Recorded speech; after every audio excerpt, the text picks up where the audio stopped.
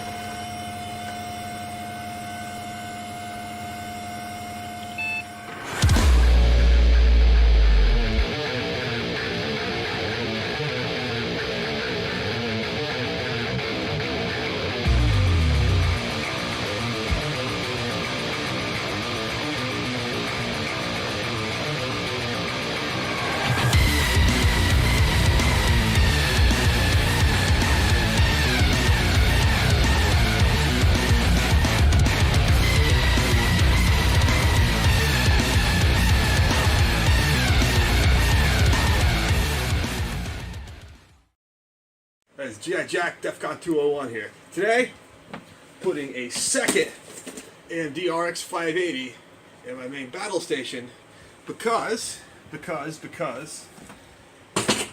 previous two ones right here are a victim of COVID-19.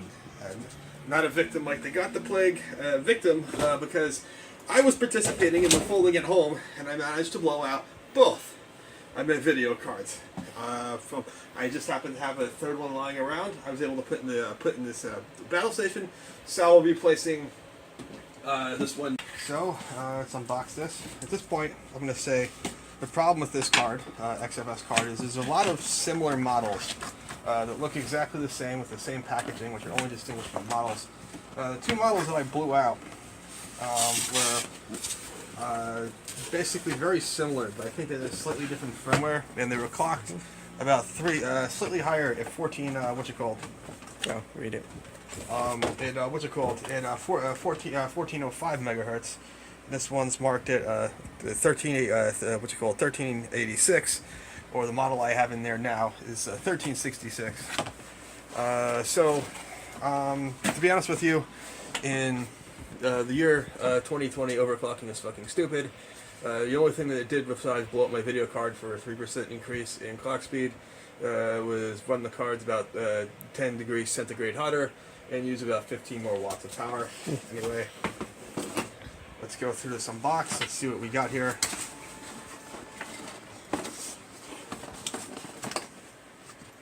Move this out of the way before I hurt myself again. Alright, this packaging. No driver desk, that's fine. It's supported upstream in Starch Linux. And of course, here's our video card. Fresh, shiny in the package. I'm going to set this off here.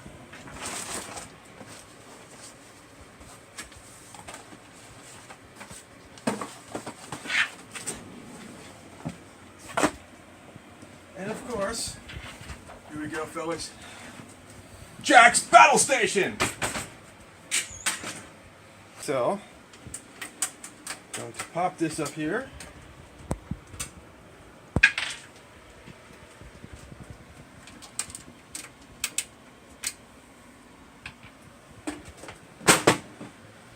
So, we can see here where we have one of the old ones. We can see where this is one of the new cards installed. 64 gigabytes of DDR4 AMD thread. What's it called? It's one of those Noctua coolers. Behind this is an AMD Threadripper 1920X. And probably what I'm going to notice here before the card, I'm going to give it time to talk about, you know, when you're building like a machine to do like kind of like dev, like hacking work, you know, like really where you should put your money and your focus. The original two cards, video cards I bought used. These video cards I bought for like $160 a piece. The CPU I got in sale for like $200 a piece. But where I spent most of my money here is the hard disks, the storage array, because the thing is though, a lot of stuff, music, movies, of course lots of virtual machines, lots of ISO files of various different Linux operating systems from Kali to Arch, so you name it, like whatever you want to test, and then like all the virtual machines all kind of get stored. So these are Western Digital Blacks, 6 terabytes, 256 megabyte cache. And these are a RAID 5 array, and that's where my slash home is mounted. If you see here, Samsung Evo 970s. This is right under where the video. Let me put the light here.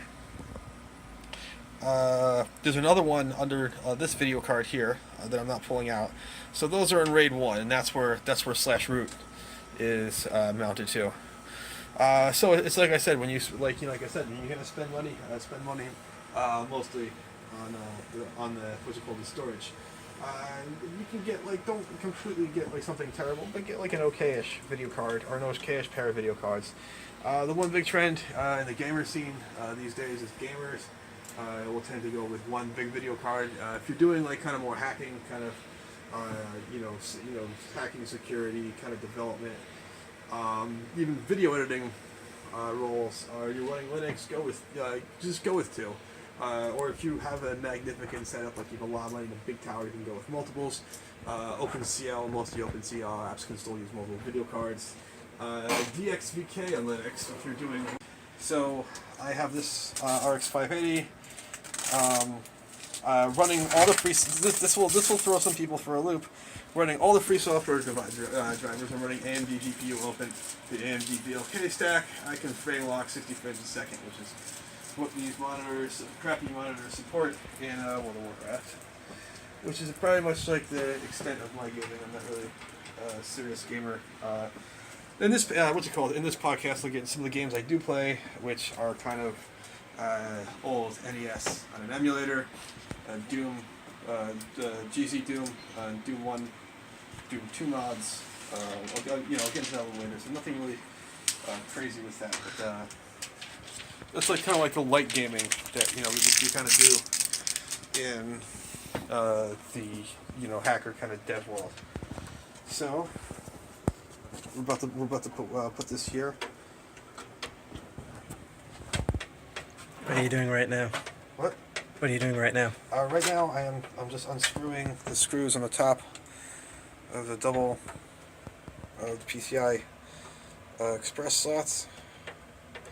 This can sometimes be the most tedious part, because getting these in can be very hard.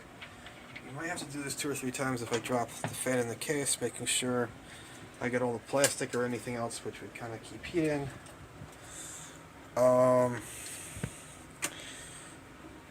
And let's try to get this underneath this little wire, this fan control wire here.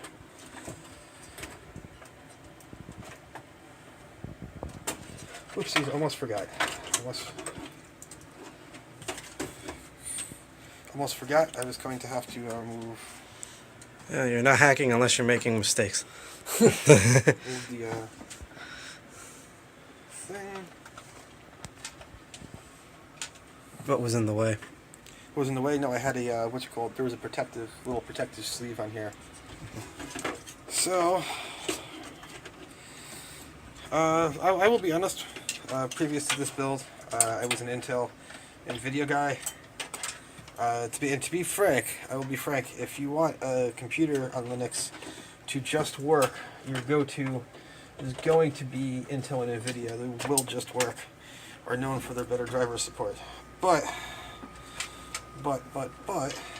because we make things work. It's kind of what we do around here. Mm-hmm. Everything can always be better. Yeah. Oopsies, I have to pull this out for a second. So, I'm not going to be able to get... You have to be very careful trying to get around this fan cable. Mm. Yeah, I can see the ergonomics. They didn't kind of factor that in. Well, no, it's kind of... It looks cool. A lot of it is they kind of figured that, because, just another problem is there's separate differences. The case manufacturer is not the motherboard manufacturer. So I'm guessing if they had a large tower, you might have more bigger fans down here, bigger fans other places. The case. Actually, you know what? This is probably plugged in wrong. I can probably right here. Let me just relocate this. This is probably where this is actually probably supposed to go.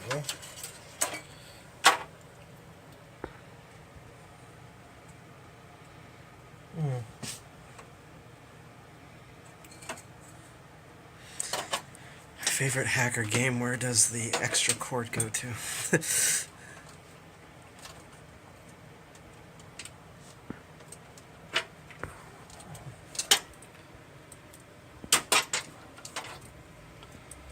I should note this little desk clamp is probably the best $7 I've ever fucking spent. Where are you trying to plug it in? Oh. So you see there's a little... Oh, I see. There's a little CPU, there's a little fan nub right there that we... I think I got it. Should be on right, I think. Yeah, that's on. So yeah, here we go, that's out of the way.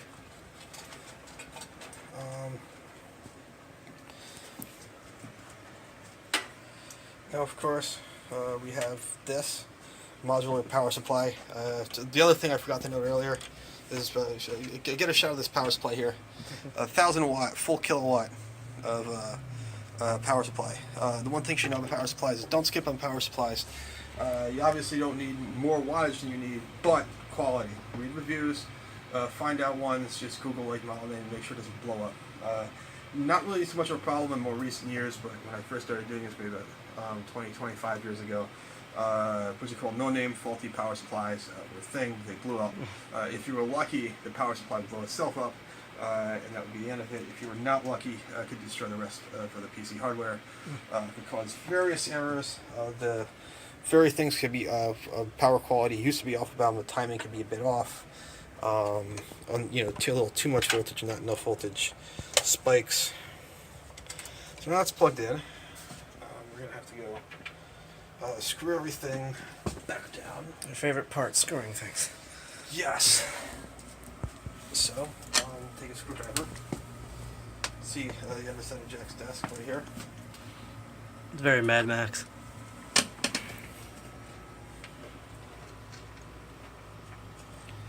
This one's actually get a better grip.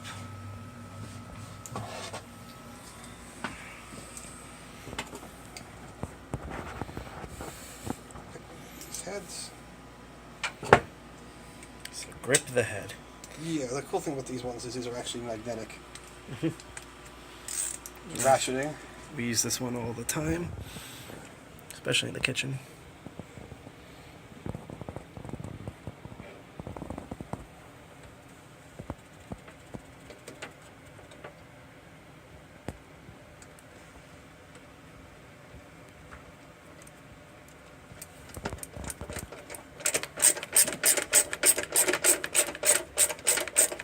Okay, so that one took. That one's mostly in. We're not gonna ratchet that all the way.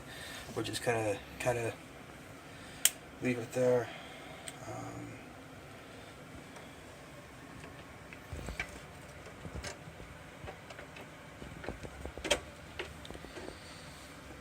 See, what I'm trying to not do is make sure.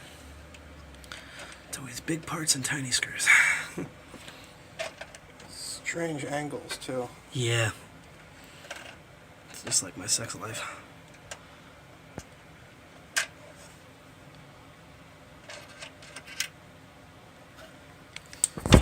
So it's okay. Do whatever you need to do to save it. If I'm in the way, let me know. Yeah, back up a little Trying to bit. be out of the way while getting good shots at the same time. You can probably, there's a pinch zoom, I know that much. Ah.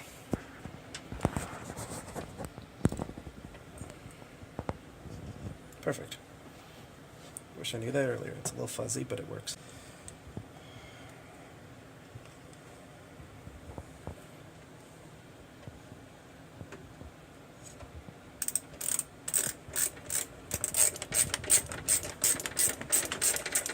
So here we got this first try.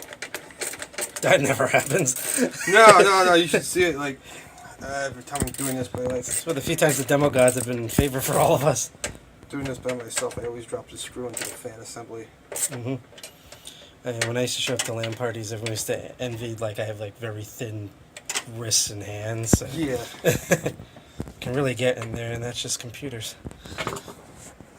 Yeah, so It's the debugging that drives me crazy. So, just if you need proof that Jack can really screw. we have that. No, I didn't just focus on this. Just put my screw. I know. Back. Just put my screw You back can away. always edit stuff, so. So here we have everything's more assembled. One of the things that other people seem to hate with these case, motherboard has a nice USB Type E port. You can't see that here, which provides USB 3. It's kind of a little less fragile than this big, thick cable. It doesn't really stay on the motherboard correctly. And the Type E locks. It gives another port. Little nice things when you build a computer these days. Is we have these front panel ports. This one's pure USB 3 front panel. Two extra 8 ports, a USB port, and most importantly, card readers. You have no many times that these kind of save your ass. It's kind of like a $10, $15 little add-on that's worth every penny. Especially when you have like a lot of stuff to plug in the front. Especially if you work with devices which all have SD cards. So now I'm reassemble.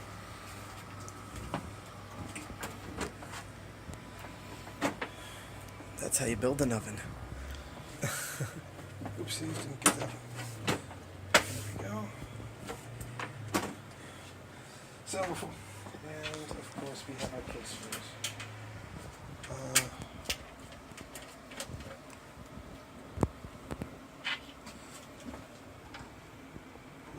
Move these here.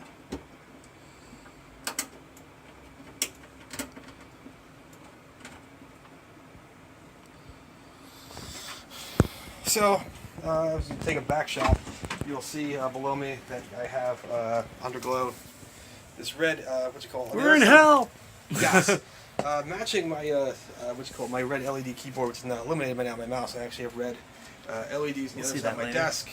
I started doing that kind of like, mostly as like a style thing, but the one thing I found that actually doing this really helps for is the red light. One, illuminates every little bit of dust under there, so it's really helpful when you've got a vacuum. And two, when you're doing like I'm doing now and you're fussing with the cables underneath the desk, you can see what you're doing. Hence the red light readable maps and all their stuff here. Of course, these days everything plugs in via USB. Oh yeah. Remember, Unless you're doing Apple. this long ago when everything had its own port. Mm-hmm. And half the stuff. And the only thing that now that still screws, the only D-sub connection left is that one last legacy DVI port, which my swap monitors in the future will go for all the. Okay, so here we are. We have both cards installed, and what we're doing now is we're giving it a little test. We're doing just basically a basic password with John the Ripper to just to test its performance.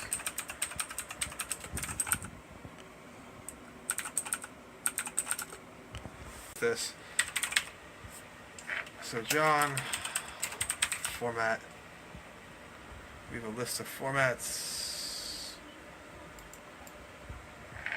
Make sure we get this right. Shellcrypt, copy, paste. Devices equals 1, 2, fork. So what we're going to do here is just we're going to run John. And then, oopsies, we're going to run password.test. Detects both cards. Zoom back out. We'll see this screen right here. Is we're going to see the actual performance and usage monitoring both cards here. Both windows here. And then you can see here, we are loading both cards here.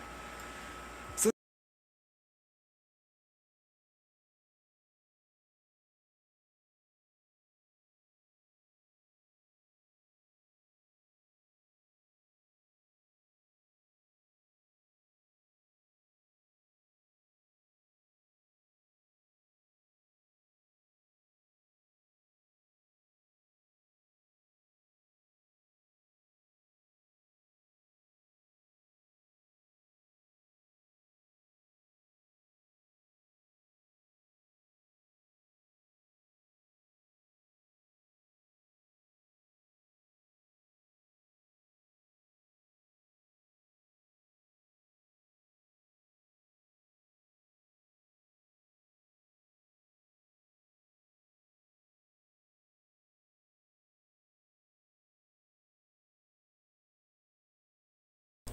all right. Oh, good evening, ladies and germs. I absolutely apologize for that one. Now you should be getting audio. Fix that one. So, before I get into scheduled programming, which I'm going to show you some World of Warcraft running on Arch Linux. That is a program, World of Warcraft running on Arch Linux with all free software, with the exception of the first bit of proprietary software is actual Blizzard.net itself. Yes, I just fixed that. It should be... Can you guys hear me? Alright, can you guys hear me? Mic check? The audio come back on? Did the audio come back on?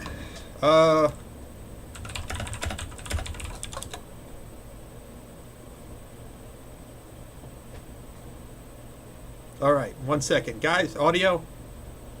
All right, so rest of the story. So I will get back into how I'm running this desktop here from broadcasting. I'll show you some World of Warcraft, and the first bit of proprietary drivers right now is the Battle.net itself. So as you would imagine, my main desktop, as you saw me take apart, was AMD Threadripper and two AMD RX580s. So I'm using the AMD GPU Open drivers. I am using the Mesa Vulkan. I am using the Mesa Vulkan stack, and on top of that, I am using what's it called? What's it called? DXVK, are now to translate that from DirectX into Vulkan. I'm getting the second, but the question is how did I get into hacking? I am what's it called? I'm in my late 30s. Computer was an IBM. I'm not sorry, IBM. It was IBM compatible. Made by this company called CompuAd, 386 SX16 with 2 megabytes of RAM and a 20 megabyte hard disk, and that was the first family computer. We got this back in 1989, so it was my first home experience with a computer was 1989. So very much, I'm going to say very similar to a lot of different, I'd say men and some women my age. The gender balance in tech is vastly improved since then, but I hate to say this, but it was mostly dudes back then, which is kind of, we'll get into that later, kind of some of the side effects of that.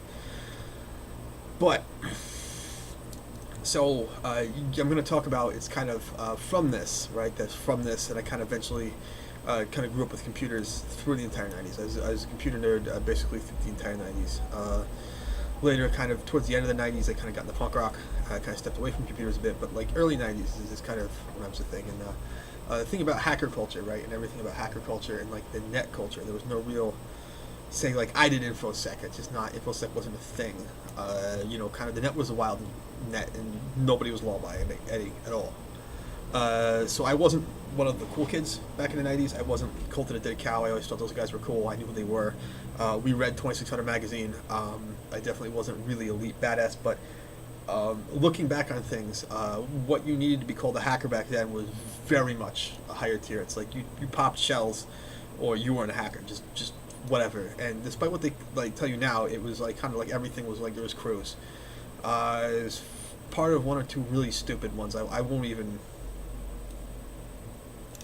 And as much as I'm ashamed to admit, yes, I did some bullshit skid shit back in the mid 90s. I won't tell you what it was, and I'm not proud of it, because it was some bullshit skid shit. But back then, a lot of the stuff that we call hacking, other stuff is kind of just make work and kind of modifying things and open things in a hex editor.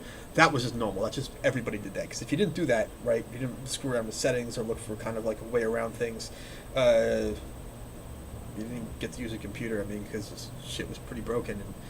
And there was also kind of things as IRC, and that was kind of like the main, I guess, the social network was between IRC and like news groups. The web was in its infancy. You kind of had like GeoShitties and Angel Fire, and by the mid '90s, when especially like mid to late '90s, '97, the cool kids. When cable modems first came out, the cool kids put them on a web server in their house. Computers started getting a little cheaper. You could start finding them salvage, which is a big thing about, especially like in these days, because computers were expensive. So it's like unless you were an adult with an upper middle class job, you weren't buying a computer new. That's just the way it was. So beg, borrow, steal is kind of how computers got traded. Or you know a guy, or there's that one warehouse in Newark that everybody kind of knew that we were like, okay, this is this guy. Salvage parts, you didn't ask too many questions. I don't want to make any implications about this. But, I mean, I was a kid, so I guess everything kind of, warehouses is going to look shady to everybody. But anything, it's like everything kind of like beg, borrow, steal for hardware. Dumpster diving was a big one. That was just kind of accepted. Your friend might have a dumpster dive part, you might trade something, you might kick you down something that didn't need it anymore. But that's just kind of how the 90s went. And then you had like your little IRC chat rooms. I mean, there was no mass social media, so there was no like, okay, I've been told you everyone wants to see some World of Warcraft. So that was kind of how I got into it, right? And then I started hanging around this scene probably like 2012. I needed help on a project. So I'm like, yeah, IRL, these people might be interested in helping me in this project called the Ninja OS, which I'll show you in another episode. So here we go. I'm going to turn the video capture device off. I'm going to turn my screen on. So you see right here, I have this program called Lutris. Lutris is a godsend. What it does is it's basically a framework. It takes all the games, right, from like your GZ Doom or Doom variants or Z Doom variants to Wine. You can import. There's other runners you can import stuff from Steam or like whatever Skull Tag or whatever thing you have, or Lib Retro for all your like if your NES, and I will show you some of the old NES and get into my NES, but you just don't do it. Here's a terminal. You'll see.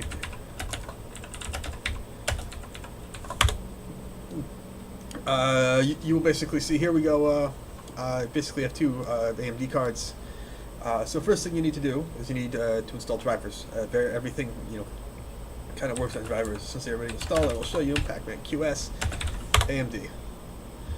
I have, I have AMD, what's it called, the AMD Open Video Card Driver. And I have a Vulkan Radeon, which is this driver that runs, that lets you run, does Vulkan. Alright, there we go, main monitor. Lets you do, this driver right here lets you do Vulkan on Radeon. It is complete, does Vulkan 1.1, so it's a complete implementation. So, as earlier, AMD, what's it called? I have this right here, which is the OpenGL driver, the AMD G Open. These two up here, AMD GPU fan, is very important because it's the stock. We only see your cam, we don't see your screen. Check it now, because I switched it over. I was like, oh yeah, there it goes. So this one right here, AMD GPU fan.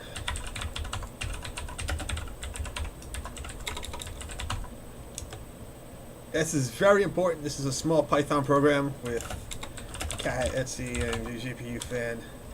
That basically controls the fans for the graphics cards.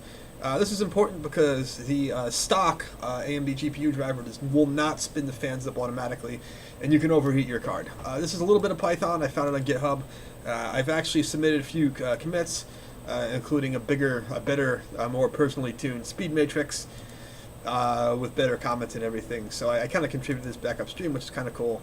I also maintained the package in Archvile, which is also really kind of cool.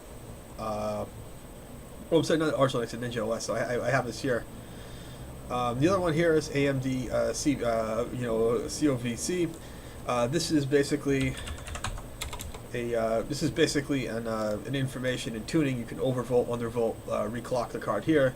You can also do diagnostics, so you can do AMD, which is good because when you game, you AMD COVC, watch, and one is it just kind of does a watch, and it shows you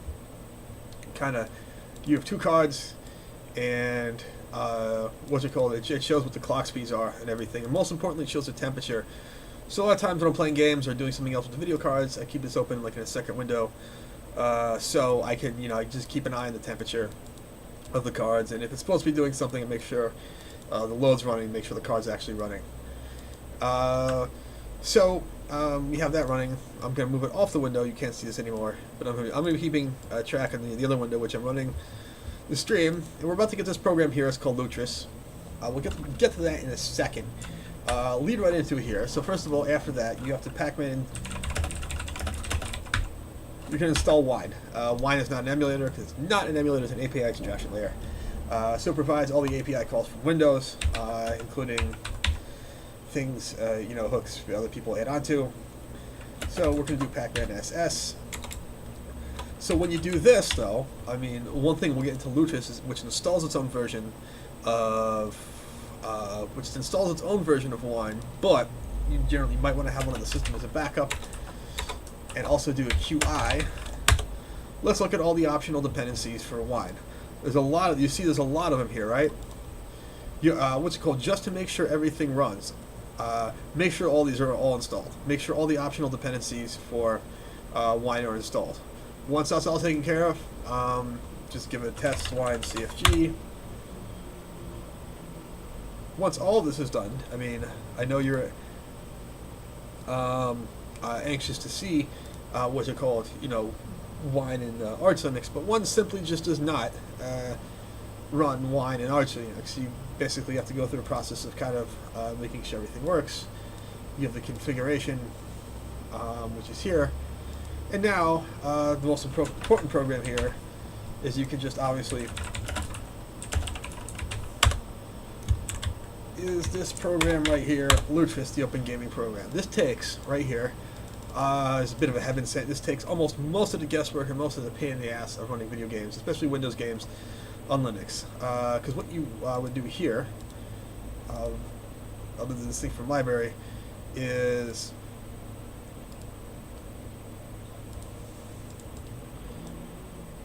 we have lutris.net. All you need to do to install it is you go to lutris.net. You'd go here. You'd hit the install button. The .lutris file opens with Lutris, and it just imports here, and then you run through the installer like it's on Windows. So it's right here. You can go on Lutris. A lot of times, these are just the files are just scripts or runners. So you need most of the time you need the actual game, but it'll go ahead and take the Windows game and set it up for you, and then put it in your library right here. So now, the moment you've all been waiting for, let's get into Linux. Let's get into World of Warcraft. And here we go. And other than that, now we just play it like it's Windows. Leroy Jenkins.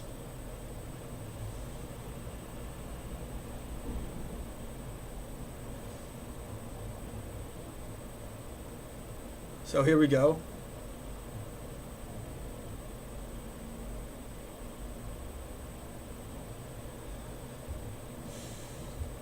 In case anybody was wondering, I mean, how this all works, you can bring the screen over here and you can show that basically we've got both video cards more or less running at this point.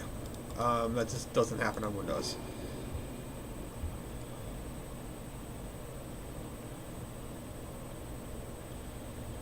So, a few life hacks, World of Warcraft life hacks.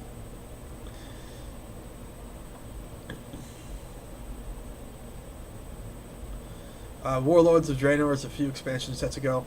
But the interesting thing from Warlords of Draenor is you basically got this garrison, right? You get this garrison, you can build like a little town and put like whatever buildings you wanted in your garrison. And it's loading.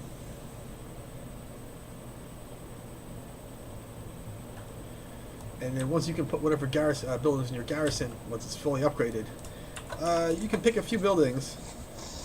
Let me just go leave looking for group right now, because if there's anything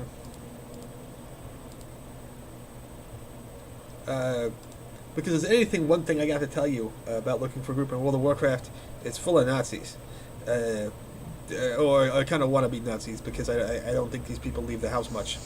So I'm just going to have to quit that channel real bad, because it gets rather impolite.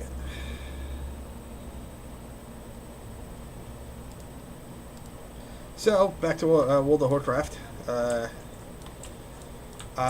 This is a garrison, a fully upgraded garrison from Warlords, which is kind of cool. Because there's a few interesting buildings that you will still interesting after the expansion's over. First and foremost, you have the storehouse. This is one of the small buildings. So in your garrison, you can always walk back here with transmog, void storage, and of course a bank, the bank, right here. It's all right here. If you go further in, you also have the guild vault. So you basically have like your own private bank and your own private turn. Yes, this is a US server. If anybody wants to come play with me, what the hell I'm on? I think I'm on Storm Rage. I'm on Storm Rage. Right now I'm in this guild that like I kind of just random pick up guild. I kind of like barely talk to these people if anybody really wants to form a guild. The other big building that you kind of use on a regular basis, the enchanter study, because this you can use this to disenchant things. So when this X pack was kind of live, they don't let you disenchant things from the expansion, but now this lets you disenchant like kind of whatever.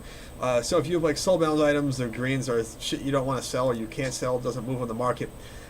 Just disenchant it, because even though you might not get as much money, the disenchantment materials always move in the market. They almost always sell. And then, of course, here's my favorite one. Pretty much the reason to keep this expansion coming back here is your own private auction house. So basically, this one here, the ancient trading necks. You go to a trading post. It's a lot of work, but you can get these trading necks and that trading mechanism. And you have to go through all the parts, and it's a bit of money, but once you have it, you basically have like your own private auction house in your own private town. So not only do you have all that, you have all the normal things like general goods, repair, all the normal town stuff that you basically just have, and of course the mailbox. So your own little private town with all the stuff that you kind of need. It's actually pretty cool. So here, you'll just see some of the stuff sold, a lot of stuff.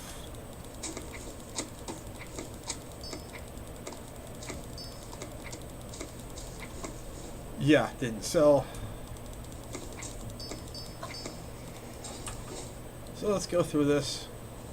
There's a few things I put in the market I probably shouldn't have. I kind of just masked up everything on the market. But here's the thing is though, like uncooked cooked food or like things that aren't mats or recipes like food. None of this has resale value. None of this has what's it called at all.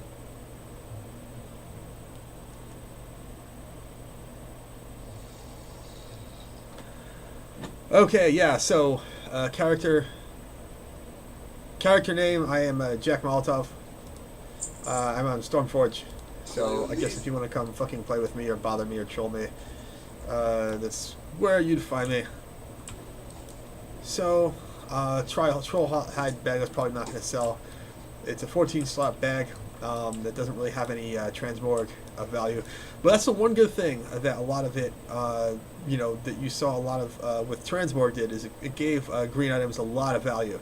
Because like in-game and like old items and stuff like this might not have too much value for playing the game, but if it looks kind of interesting, people might kind of, buy it from you just for transmorg. So a lot of the stuff just so here's the thing is though, we talk about auction house. They simplify the auction house. They kind of really stupid simplified. What realm are you in? Storm Rage. Storm Rage, all one word? Yes. Yeah, I'm sorry about that. I am on Storm. Wait, range or rage? Storm Rage. I posted Rage. it. Yeah. Like Raging Man. Yeah, like Raging Man. Storm Rage. Storm Rage. I'm on Storm Rage. They simplified the auction house. They made it a lot easier. They making it easier. Just people putting the effort in. It's I guess a lot less lucrative for advanced sellers. So right now this shit's not selling. So trying to undercut people. One thing which are easy, right? It's always been easy to sell, are just materials. Oh fuck this! This is not going for any money. I'm just gonna vendor trash this, but you can't vendor trash these. So 90, 89.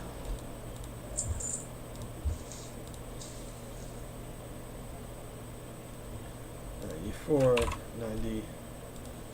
Let's just try to get all this shit out of here. There's nothing you can really do with these old enchanting mats but sell them. So 89, 87. Especially you have like so one of the big trends here is you kind of want to look at the market volume here, because this will tell you what to sell them. Especially like a lot of times you want to if you leave it on the market long term. So if you have like a short order, like only 2 of them, you definitely want to undercut this price right here. But if you have a really big order right here that you can't be filled by these guys, Might be on a higher price, right? Like let's say you have like 2,000, but maybe you'll put it like at 9 or like above here. And the reason for that is when people make big orders, and there are people who make big orders because they grind, because what they do is they grind skill. This guy, and this guy might not be enough. But we don't have a big order. And at this point, we're not really trying to make any money here. We're just trying to get this shit out of our inventory. We're trying to move this rather than kind of, we're trying to move it rather than kind of profit. So there's a few more. It was Scorpion Scale. That looks about right.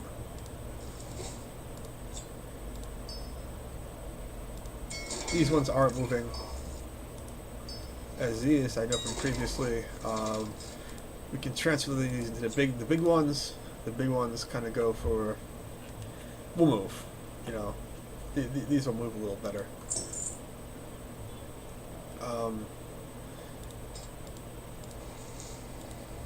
Depleted Tear, Eternal Essence. Yeah, it's 1405 or not.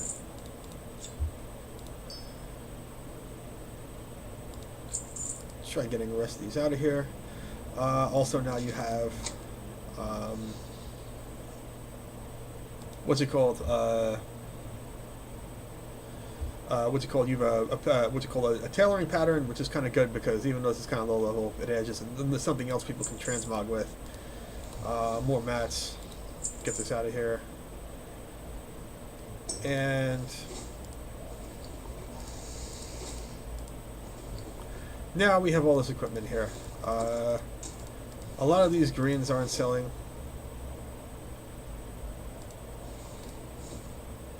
So, probably want to try selling the purple because you put it up this price. I'm just going to keep on listing it because hopefully somebody will give me money for that. But these greens here, nobody's buying these. One more, we have this one. Probably looks kind of cool. We'll see what that. Can't even see it. Maybe that will sell. Maybe it will not. But like I said right here, when we have enchanting value for this, is we have other things. Otherwise, we would have just vendor trashed. So now we have enchanting. So now we're just going to convert this into enchanting materials. And the cool thing about this one is to disenchant. Normally, you need to be an enchanter, which comes with the trade, which takes up a major profession slot. So here, this doesn't take up any slot. You can just disenchant and sell the mats to people who do enchanting, because what you disenchant is never enough. So that was the one big thing before they kind of balanced this more was production skills and gathering skills were kind of never really balanced. With the gathering, which you'd never ever make gather enough for what you need, so you'd always wind up trying to buy stuff in the market house, and stuff in the market house is always really expensive. So if you're enterprising, right, especially the best way to play, was legitimately never bothered with the production skills, especially maybe on your alt if you wanted to produce things that you just couldn't buy, or top tier things if you wanted to, on your alt. But on your main, you'd always take two gathering skills, and like day one, especially like back in the Cataclysm days, day one, it's all you really need to do is just start mining, take mining and skinning on a rogue, and it wouldn't take much. Your first stack of copper is 20 gold. So from there on in, it's every last bit of money that you'd ever really need. Just gonna vendor trash that one, and that's just like every last whatever you need, because you wouldn't have to make anything, and you just kind of sell. So take a quick. That's just kind of around town in World of Warcraft. I can, I guess, run dungeons. Still on Battle for Azeroth dungeons. I haven't really gotten into the Shadowlands yet.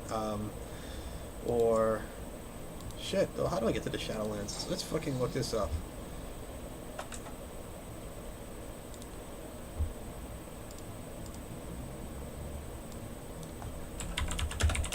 Warcraft Shadowlands.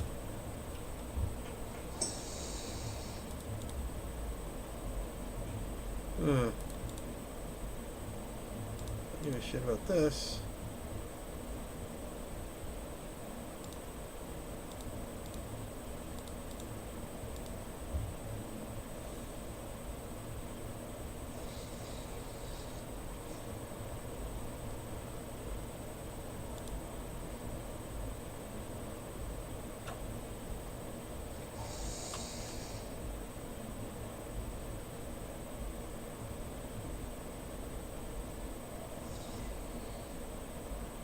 Oh, it's kind of Q4, so it's not out yet. So, whatever. So, what would you guys like to see? So, one thing I've been doing, right, recently is I've been going back and trying to get achieves. So, I've been trying to go get, like, all the dungeon achieves. I went and I got, like, I got, what's it called? I got Classic Dungeon Master. I did that, like, did that earlier this week. And I've been working on, what's it called? Draenor, Dungeon Master. So,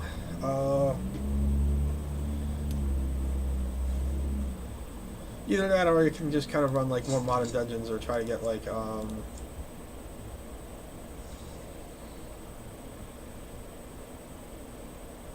I don't think I've actually done this one yet. Let's do this one. Make it non. I think I finally qualified for that one. I didn't really qualify that one for before and shit and stuff. So, while I'm doing this, Soaring Sky Terror is a mount that how the fuck I get that one? I don't remember. So let's go back here. This is the Zangar C. You know, this is before it was the Zangar Marsh. I don't know. I always thought these really stupid, huge mushrooms are fucking kind of like eerie. Both X packs. I think these things are fucking crazy.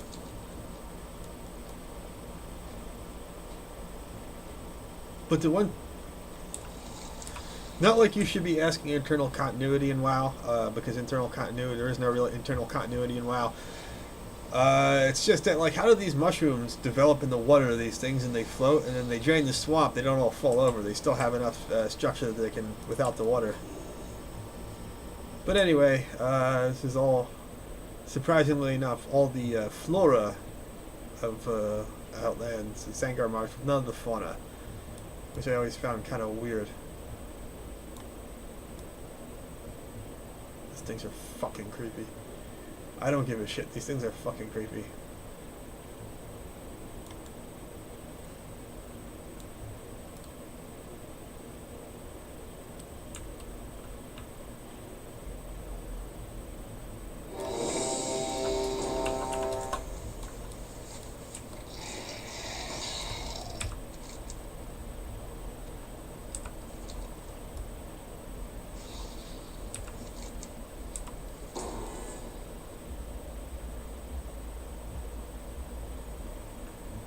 Alright, yeah, I've never done this one before, so hopefully they don't fucking suck. Too bad. In order to stop my father, we need to infiltrate the city itself. And that means passing through the Robodrome. The Robodrome! He said, this one's actually kind of cool. I actually like this, these cyberpunk techno gnomes. Sparks are gonna fly! Dun dun dun. Some surface dwellers have unwittingly stumbled into the arena! Yeah! A word of caution for anyone sitting in the splat zone. Watch out! Welcome to Thunderdome.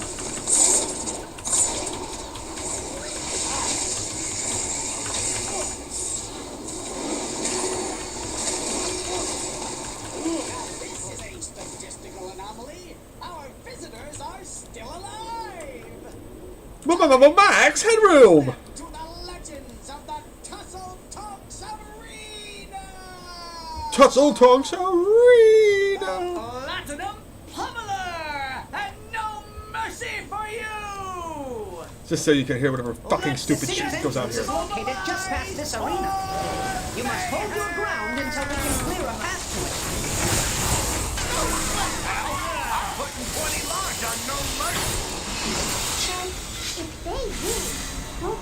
Dead? Ain't been on a short day. I ain't really living.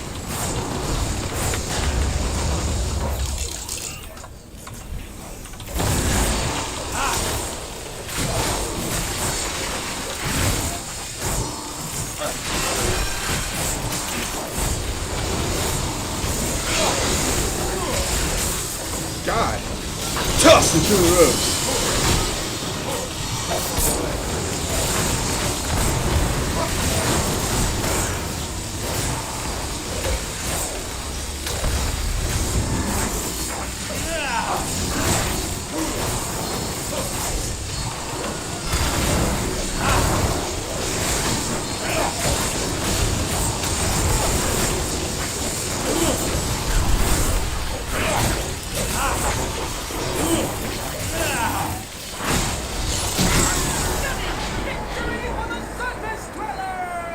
Yay! We're still throwing them out What with the got trash. Mel?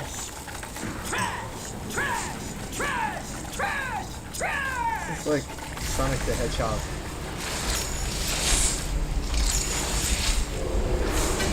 Hey, what's this from? This is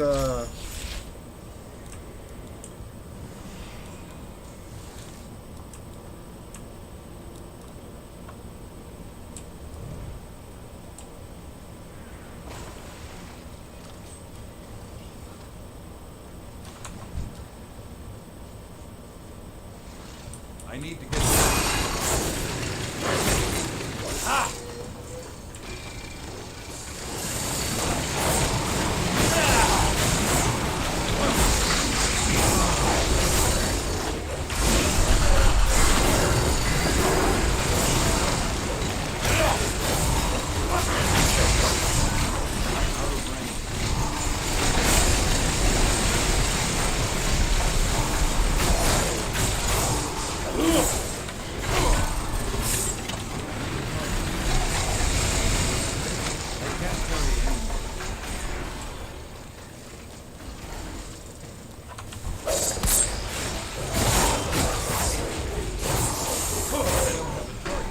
yeah, I just had to turn the sounds off just so everyone can hear. The Knuckle Gnomes! Into the arena! With a max headroom! Sicko, boy! Look out below! Ooh, God, that one is it is. Ah, can't just forget it. Take that, you imaginary neck of dog, you.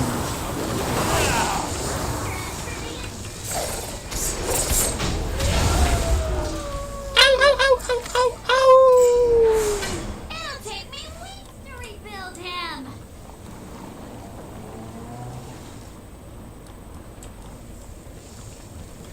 Oh my God!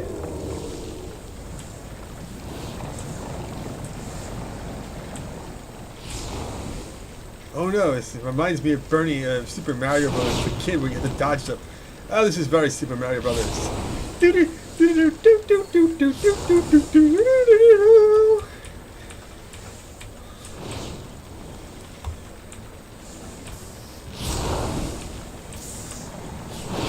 Oh my God, this is very Super fucking Mario Brothers. This is not even the most Super Mario Brothers shit they put in here. But everything in World of Warcraft is a pop culture reference to. Fuck is this? Turn it, that's good. Turn it fucking off.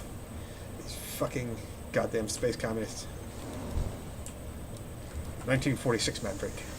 How does that conspire with their post-war communist conspiracy? Oh, come on. Don't tell me we gotta...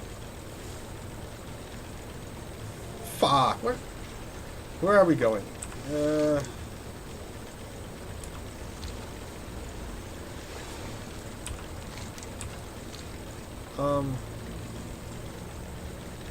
Oh, we're waiting for somebody, you know. More polite than your average bunch. Warning. Excessive levels of flesh detected. Warning. Attention, That's- citizens. Yeah, Please remain in your domiciles. Excessive. Guards are currently en route We seem to know about quell that in the this household. disturbance. Excessive amounts of flesh Wait, we're talking about video games. Aimful arcade. Attention, citizens. Please remain in your domiciles. Domicile. Guards are currently en route to quell the disturbance.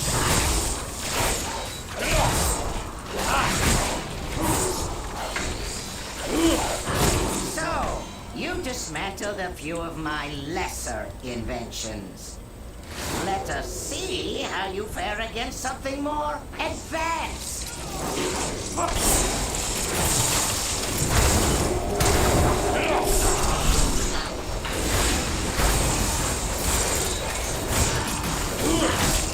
So, you possess some modicum of skill. It will prove insufficient against my newest prototype. Where's Duke Nukem for this guy? I think we can use a Duke Nukem. Blow it out your ass. Your ass or face. What's the difference? The invaders have made it past the outer defense.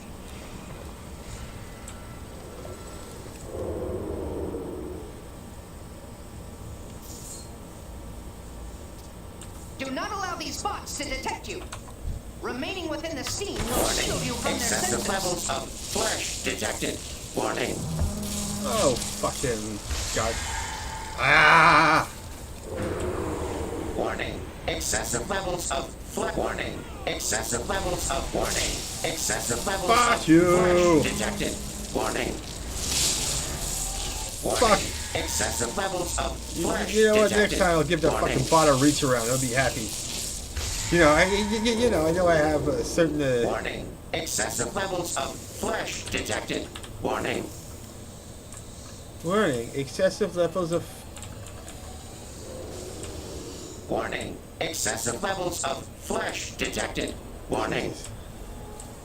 It even looks like a robotical fucking. Fuck you. Fuck you. Fuck you. Warning. Excessive levels of flesh detected. Warning.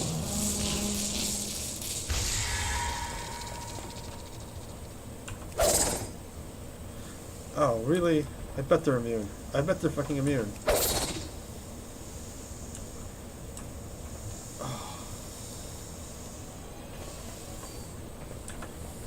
Warning. Excessive levels of flesh detected. Warning.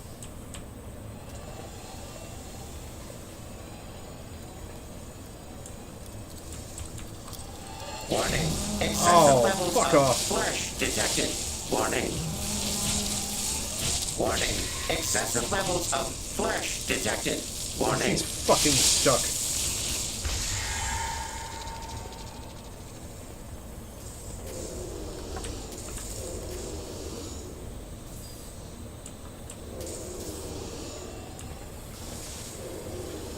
Oh, I get it. Now you're on the Steam. They can't see me.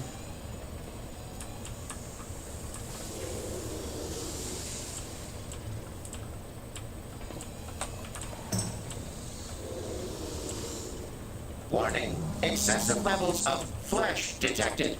Warning. Is that like when somebody goes, "Oh my God, nerd alert"?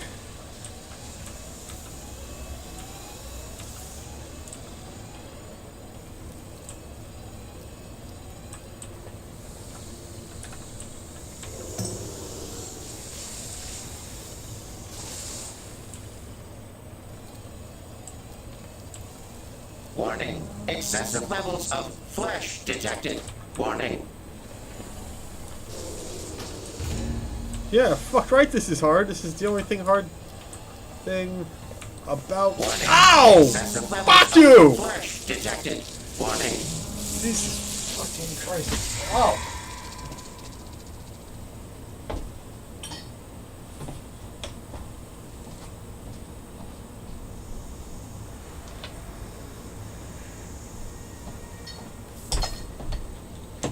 Jesus, you know what it's time for?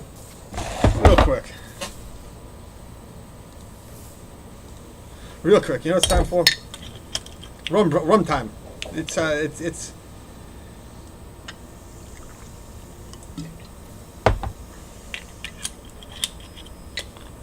some fucking cow. This is legitimately communist Rome, but cheers.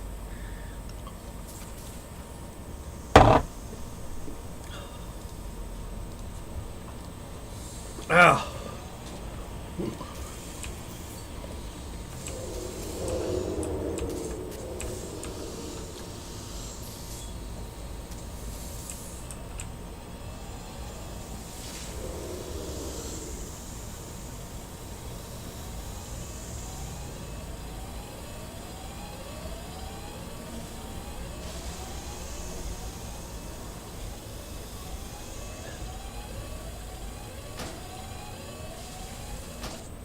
Ow, why didn't you do that in the first place?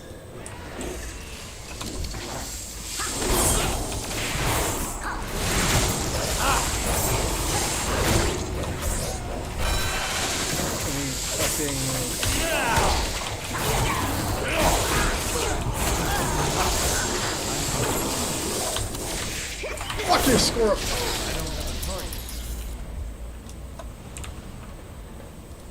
Welcome to my garden, trespassers! Looks like you could use to meet your bloom. Well, fuck you. Where the hell is it really going? You can't handle the heat! Stay out of my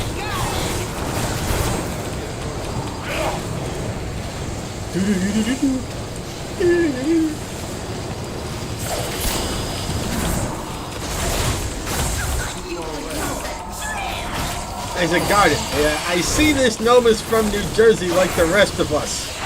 Where your garden has gears and smokestacks.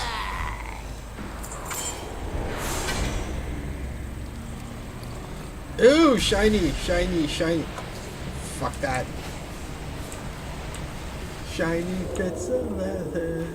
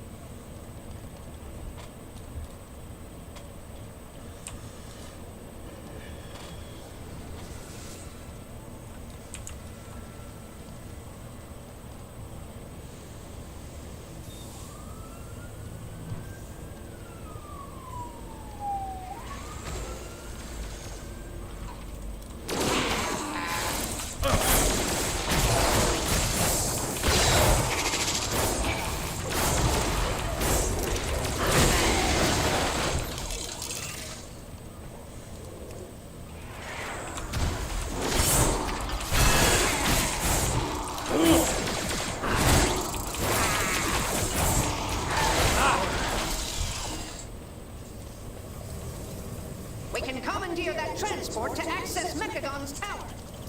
Okay, so this is like one of like the weird things about World of Warcraft is like it's like supposed to be a fantasy game, but you have like hovercraft and My airplanes. misguided son returns. And I'm impressed you made it this electricity. far. You are Jet no engines. longer my father. Just a You know, I mean, it's cheesy, but the gameplay is great. I mean, so it's just, you know, I'm like, when it comes to like video games, like, I'm more of a gameplay guy. I mean, like, gameplay is good, art assets are good. Oh, fucking.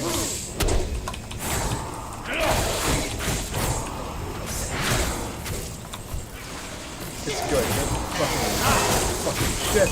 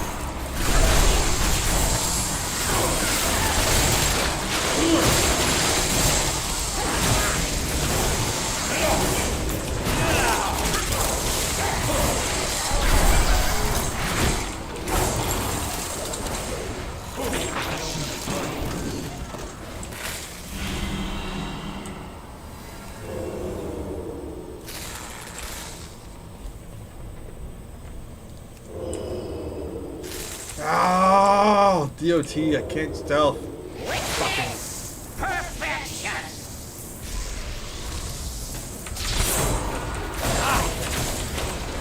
You cannot elude my target.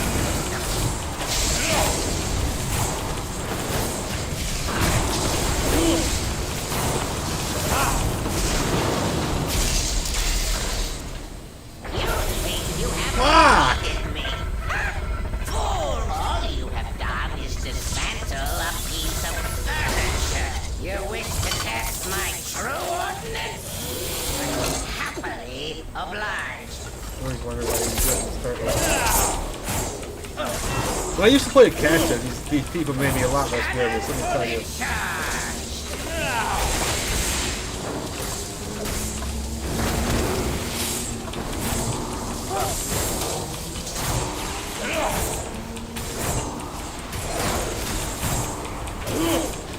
Wow, the healer in this one's really good.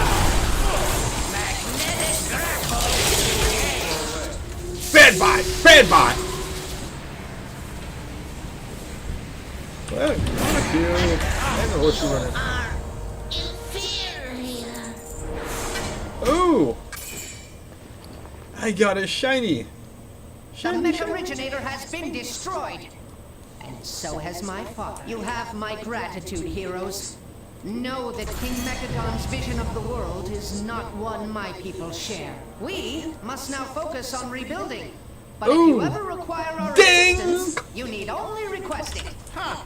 This partnership wasn't that bad. Reminds me how profitable working with you Alliance mooks can be. Thanks to Team Master Overspark's leadership, the threat of world Hey, looking for annihilation was averted. Oh, Where there's don't forget risk, to thinks she mention takes my the nails. technical prowess in dismantling those mechanical monstrosities. Of course, sir.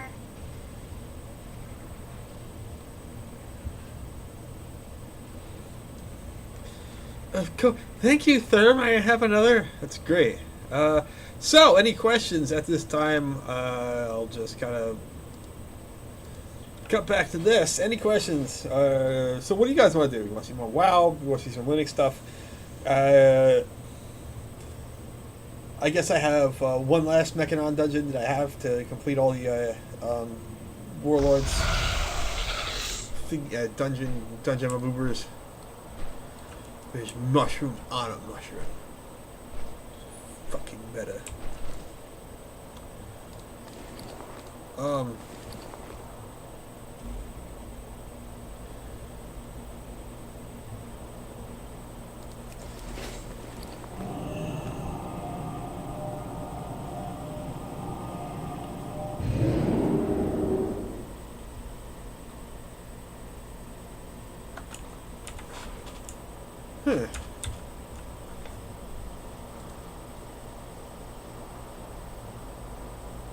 Yeah, next time we'll try my my mother at the same time as the game.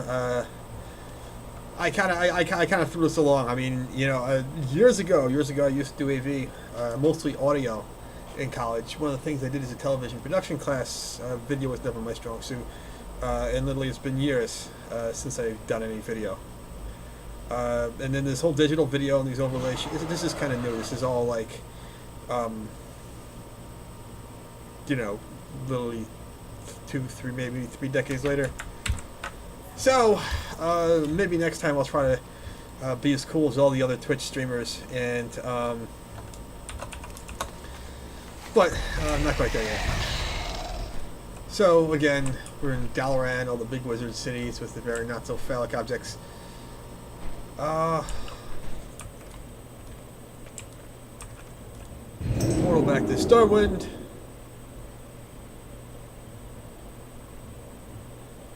Oh god, this rum is really good. Let me tell you.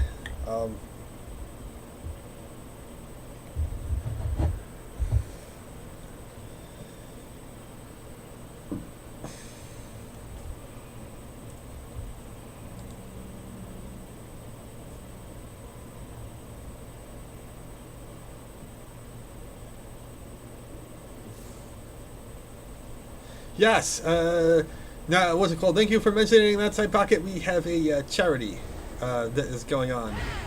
The Fred Hutch COVID charity fundraiser. I invite you all to donate because we're a small bunch of guys, and Fred Hutch is even better than we are. Yeah, awesome fellow. Can't see enough good things about him. So now I'm gonna warp over into the fucking limeys. But it's, I mean, very obvious kind of metaphor for English people, but not quite English people. Yarr.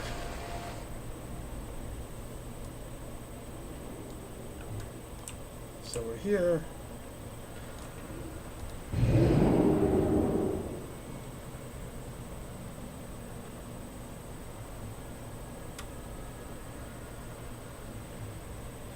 See, like, I've been playing World of Warcraft a very long time at this point.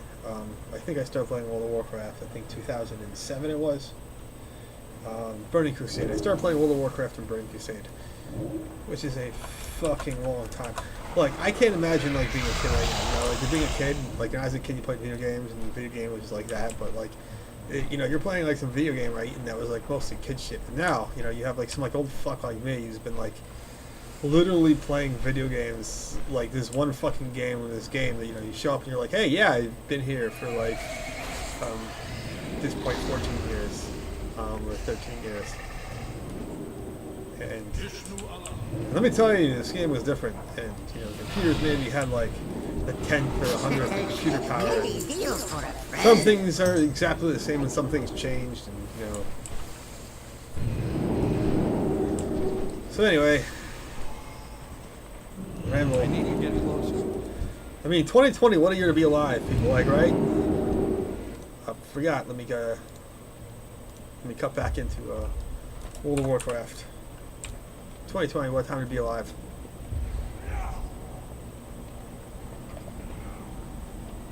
So, any questions? You know, don't speak all at once. You know, feel free to speak up, or if you have anything like World of Warcraft related questions or Archvile questions. You want to see more of John the Ripper? You want to see more of trying to crack something with John the Ripper, or hacksorting related, or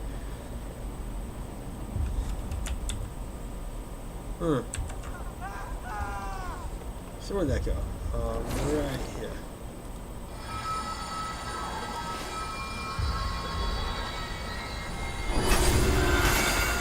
Bam! Your spells and abilities have a chance to activate Shadow Blades. I like that. Shadow Blades. Groovy. 4. 25% of his base damage. What? Reduces a cooldown of Shadow Blades.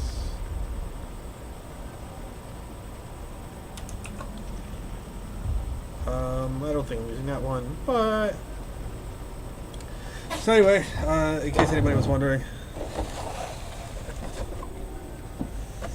well, I'm just gonna rest here for a bit, and in case anyone was wondering, this is what a sandwich from our favorite sandwich shop in Jersey City subculture, which is where when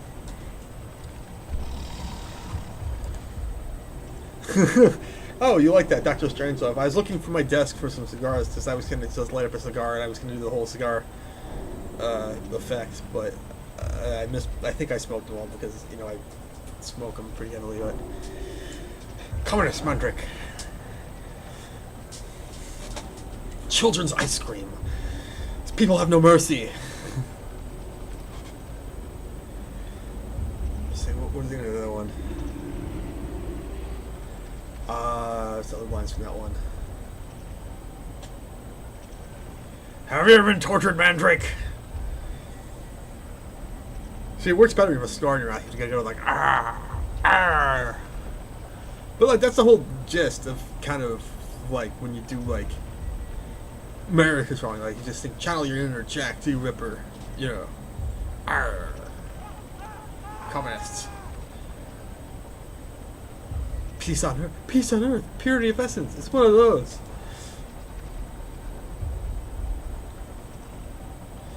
Okay, so I'm gonna take a bite out of the sandwich. This shit is fucking good.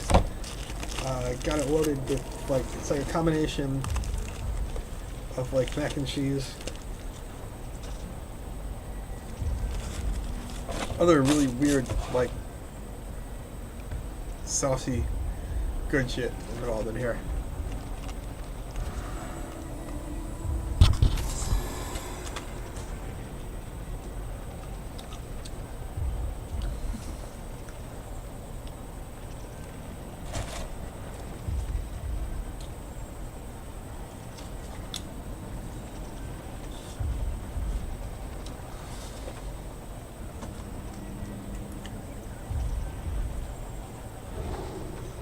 Oh, that was good.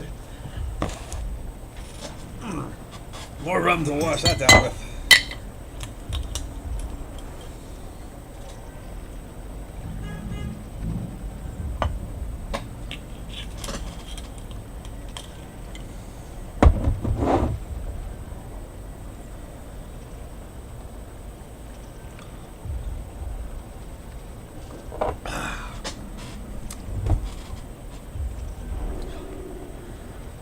So, first question of the day, Satan My Ninjas is currently trying to dual boot Windows machine on Windows 10 on Ubuntu machine so I can play Civilization 6. Tricky situation. Pretty sure is what you really want to do is you probably want to install Windows 10 first. The Ubuntu installer should have an option to resize and make room. We'll install the Ubuntu's Grub bootloader. It should give you an option. Unfortunately, that's not something. Dual booting is something, one of the few things I don't actually have experience with. For the simple reason that I just kind of ditch Windows and I run literally Arch Linux on almost everything.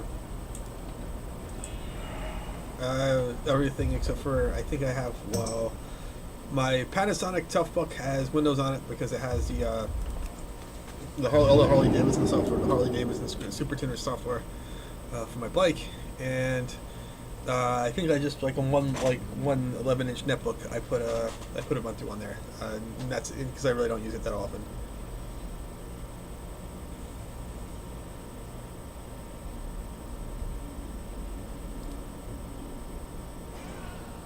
So, is there any other questions? Anybody else? Anything? Anybody would like to see? Let's go.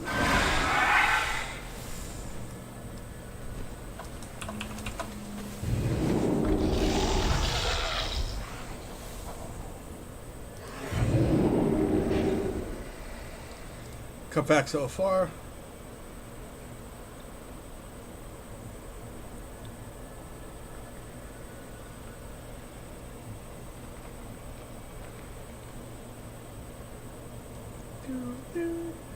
Do do do do do do do.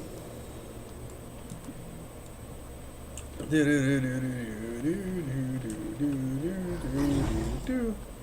do do do do.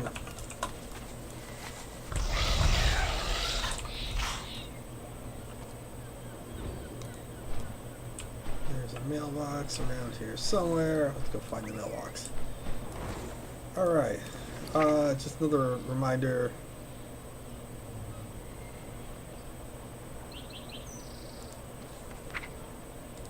I can't carry any more of those. Oh, yeah, well, shit.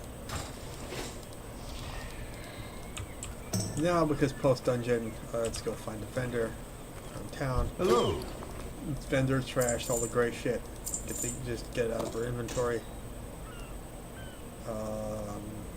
Other shit. Jade Serpent, guide me.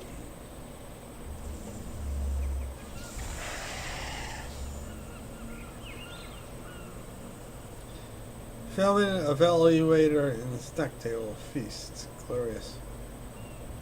I need, like, cooking skills I don't have. Calterian cuisine.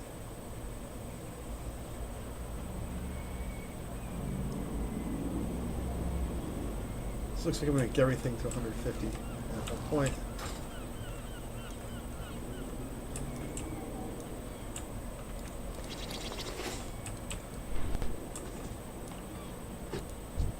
Ahoy! Arg, matey.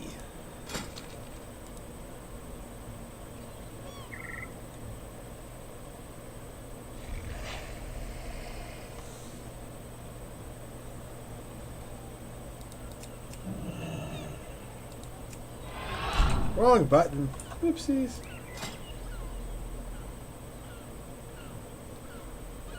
Safe passage to ya. So... looks like I'm gonna have to grind cooking somewhat. Browse at your leisure.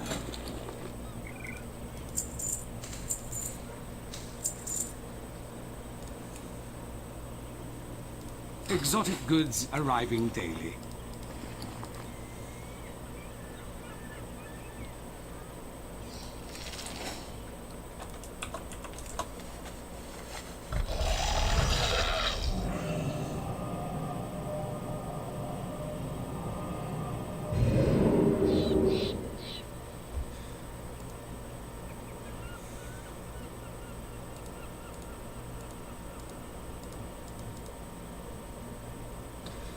So, anything else? Anybody has anything like to say? We're about like an hour and a half past the hour slime slot, but I'll keep going as long as anybody else likes doing this, and there's people in the chat.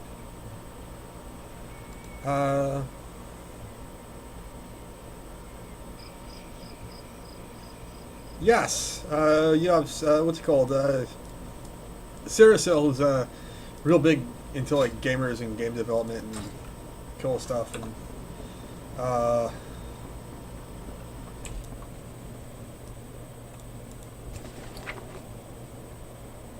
Stormhell. Sounds German.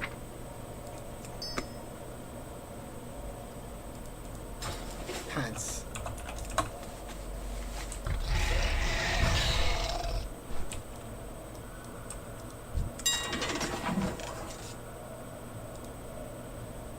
Weapons. Energy lines.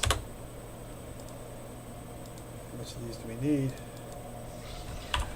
Fuck it, 74. Ah! Wrong button.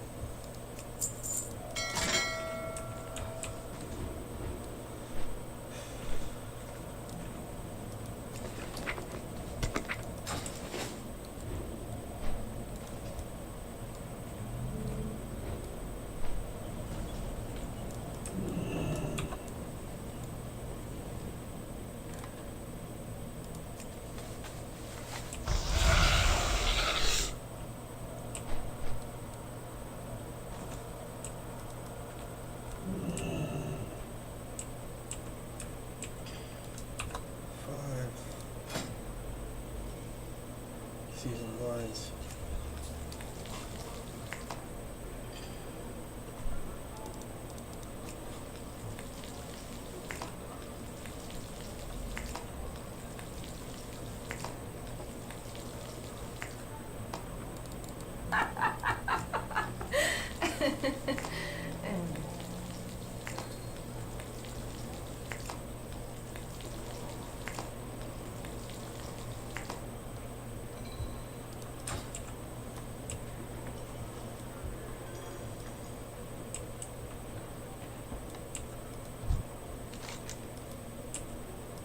See if we can get rid of some of this stuff.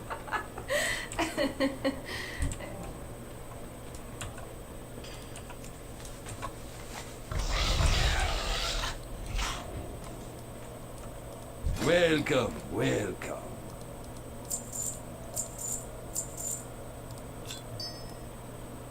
Long.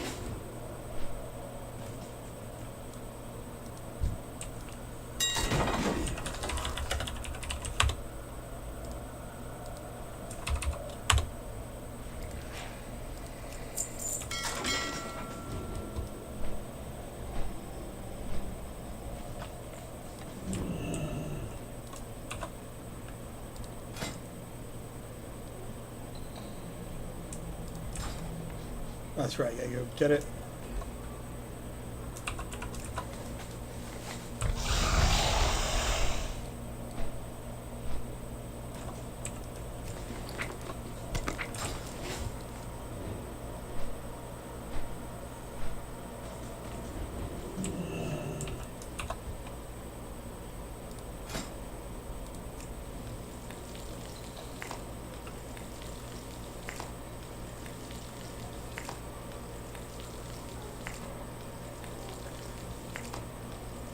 Oh wow, I'm probably gonna grind this thing all the way up to like 150.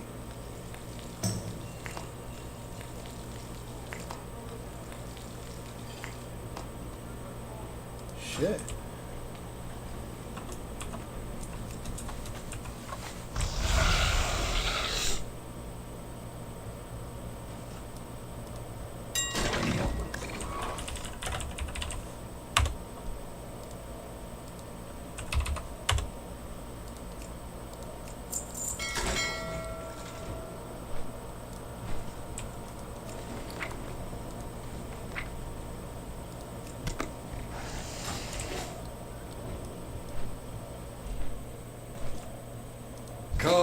Come, browse my goods.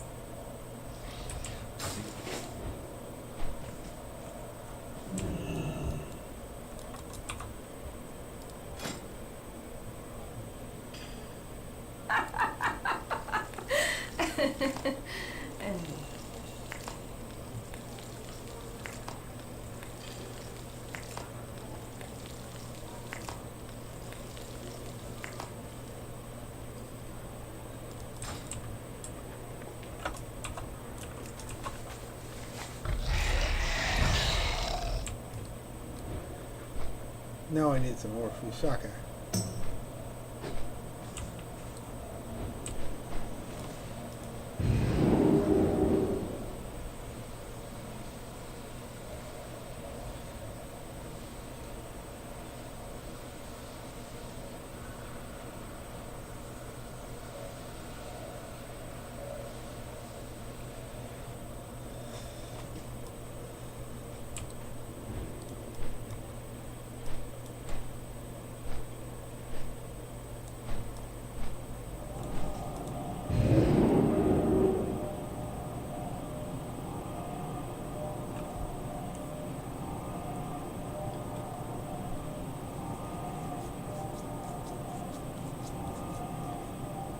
Like I said, yeah, don't be shy about asking questions.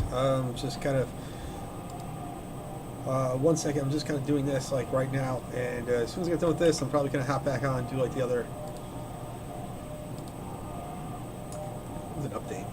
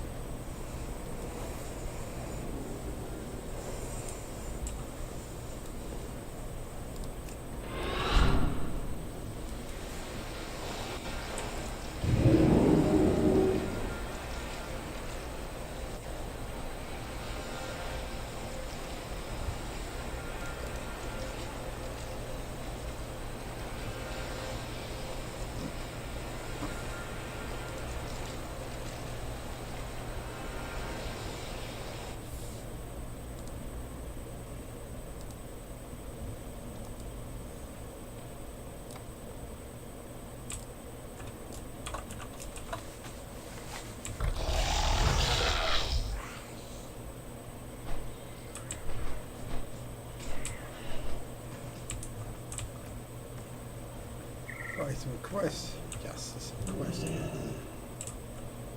Turn it over here.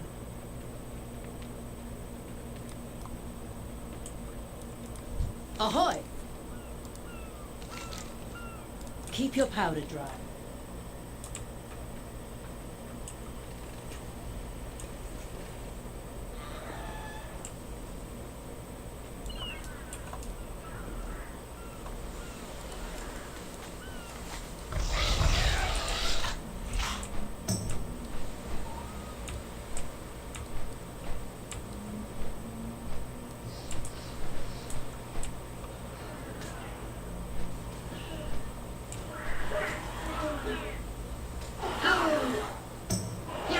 What the? Why are there two Blingatrons fighting?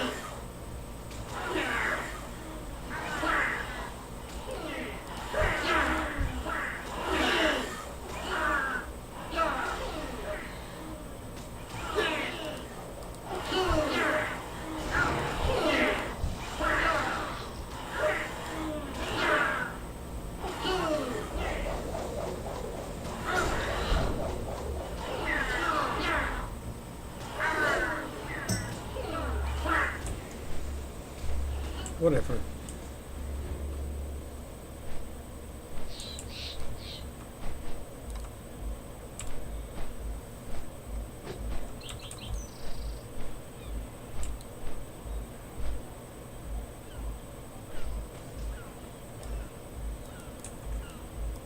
Come, let us parley.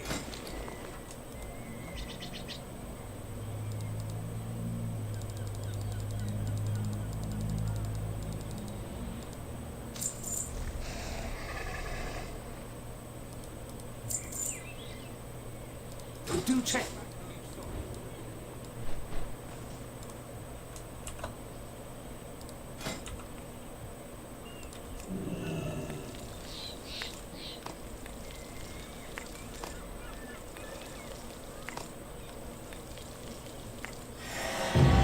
Yay! Lord Admiral's favor, friend. Wait. Smooth sailing. Look always to the sea. Oh shit, that's the Stormwind Admiral hat. That's not Keltirian, that's like the Stormwind Admiral hat. Check this out, right? I have that hat.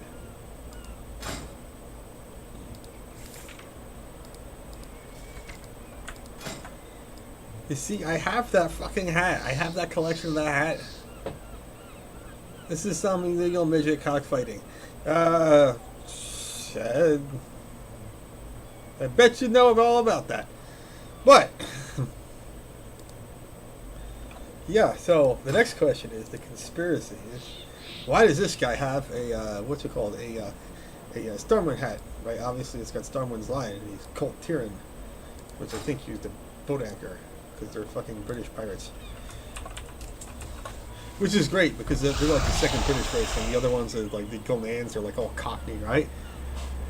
You know, it's great, you know, because like you grew up with punk rock, and you know, like kind of Cockney from like Oi, and then you're like, oh, they're speaking Cockney, you know, like that's kind of, you kind of snicker, like that's kind of cool. Other absurdities like you've noticed about WoW, and you're just like, wow, like such realism is like the ships are in harbor, and their sails are not only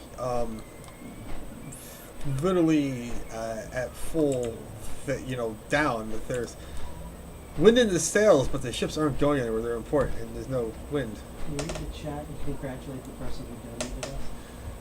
All right, read the. Thank you for the person who donated to us. Well, yeah, we got, looks like that little bar was going, move to the right. So thank you for whoever did that, because it's awesome. And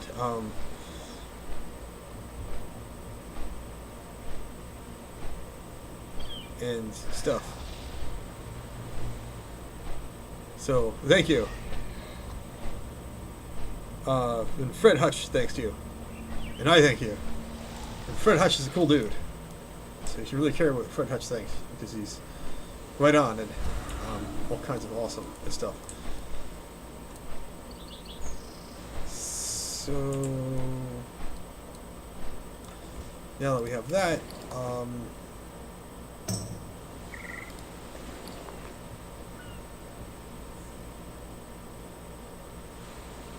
Stormhelm, Stormheim.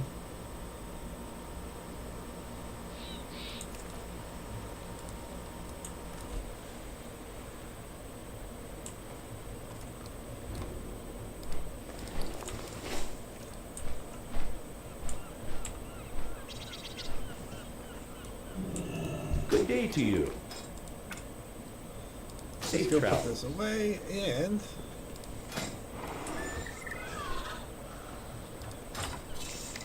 operation.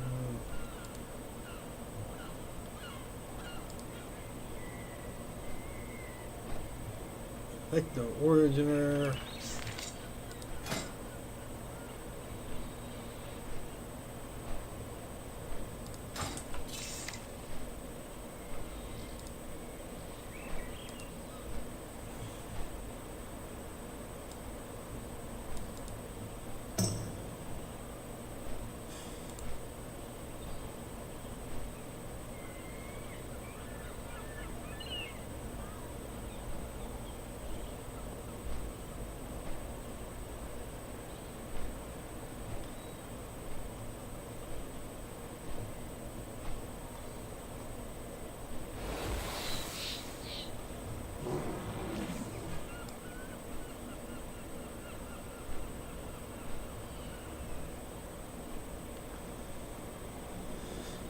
Oh, looks like all the achieves here, you need to do them all on Mythic. So...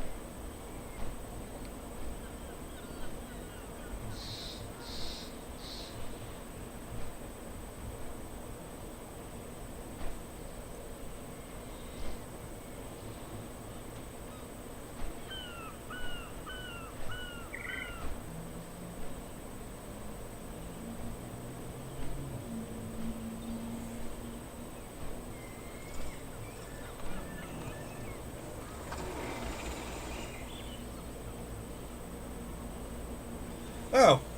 Alright, well, screw this. I think I'm gonna do.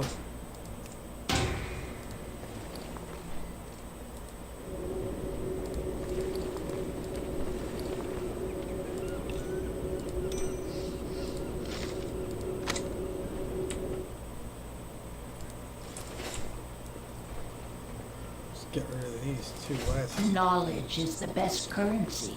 But I do take gold in interesting trade-ins.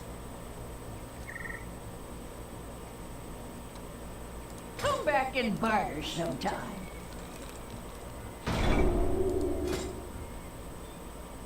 Oh! You can now grind this with spare parts. Must be very interesting. Okay, what are this fucking...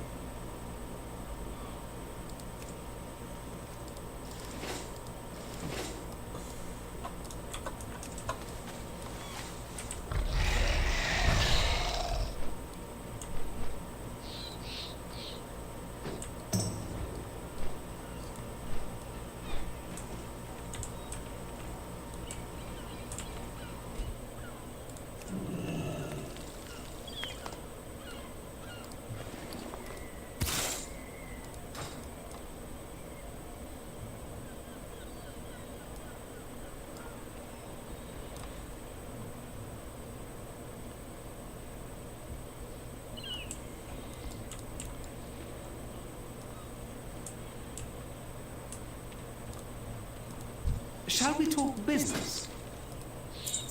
I guess not then.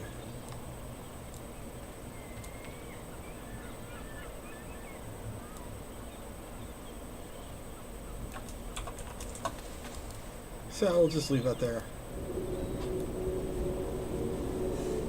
I have no shortage of those thingies, so I guess I can go grind that some other time. What is it, just like another... Yeah, I almost was into that. So...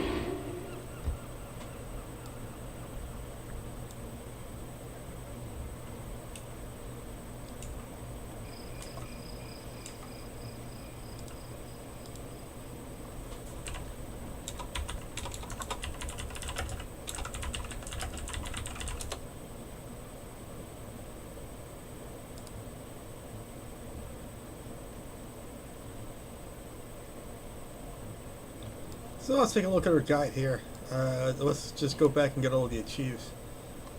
Slave pens.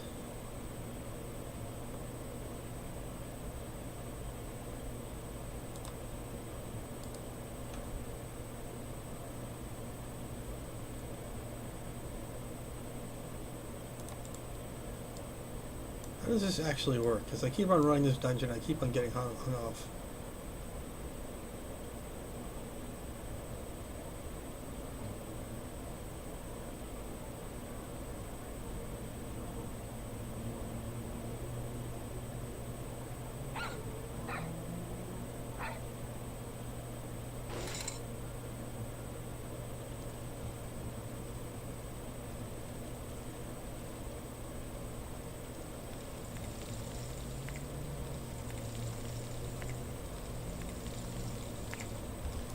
So let's do the slave pens because I still need this achieved.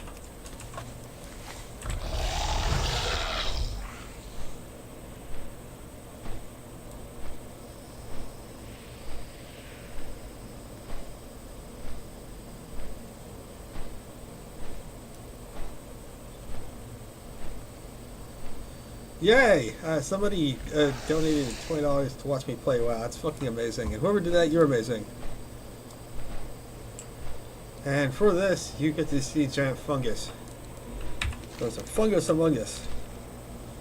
Good sir.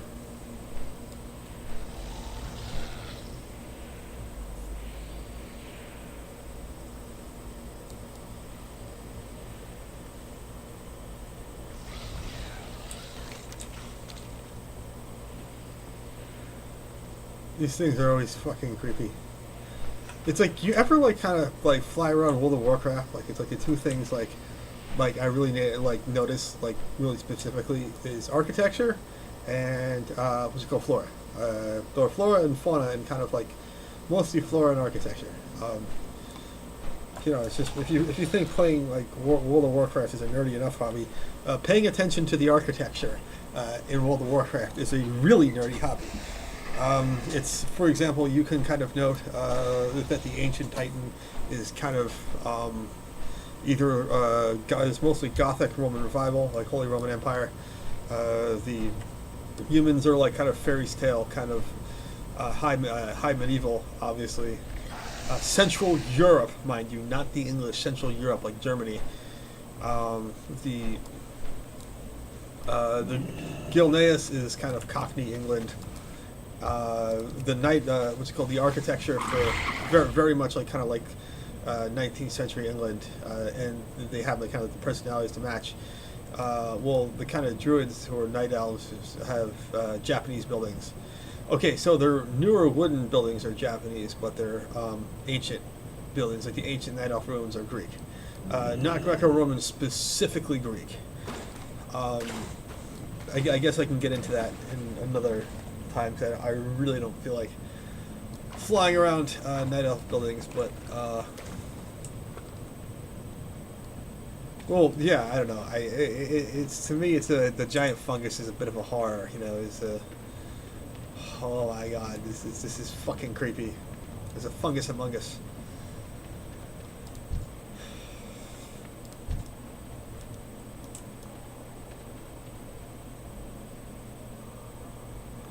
There's like a whole fucking bunch of dungeons here. Oh, Steam Vault, wrong one.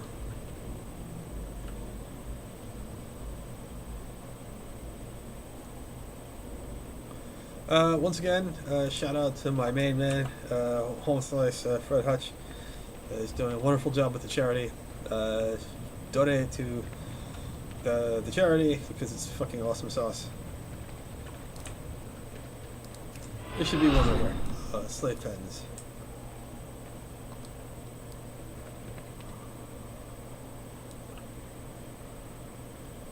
Yay! Slave pens! And because I'm super high level, I'm just gonna go.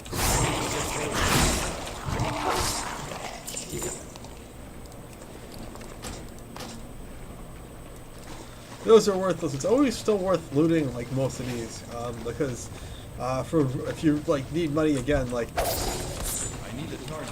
you can make as much as about 2,000 gold just in one of these. The scrolls like these are more old school. These are more of an effect like the old game. So don't even bother because nobody really uses them anymore. Because you kind of just power level, and by the time you get past them, you can sell them, but nobody knows what they are anymore.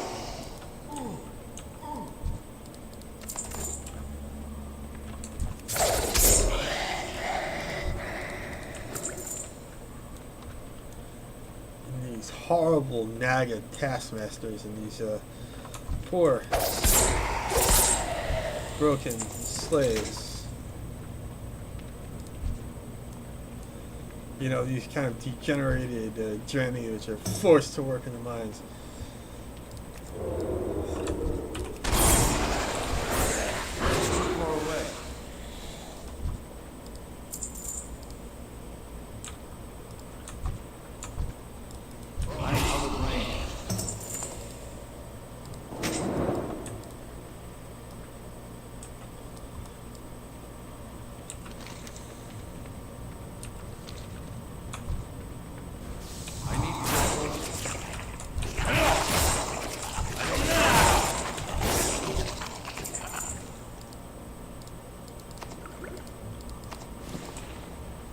So true to form, those clams always have pearls. It's not worth going and getting every last piece of trash. But, you know, it's...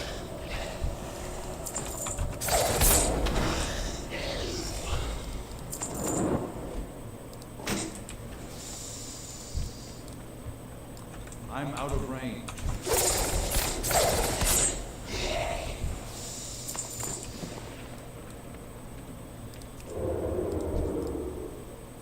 I need to get closer.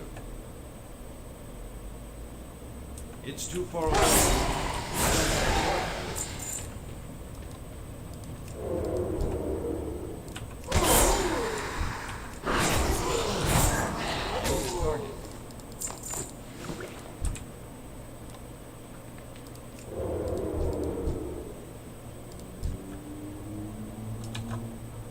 So if you really want to cheat real bad, just go.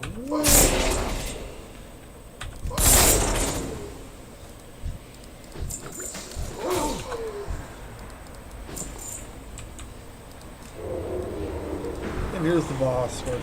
Practice on yourself.